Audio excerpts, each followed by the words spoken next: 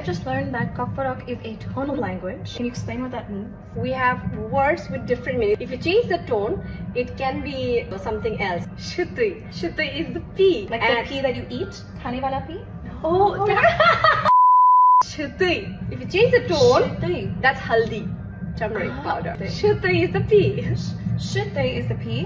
And Shuddhi is the turmeric turmeric. powder. Buddhi, buddhi, buddhi, buddhi, buddhi.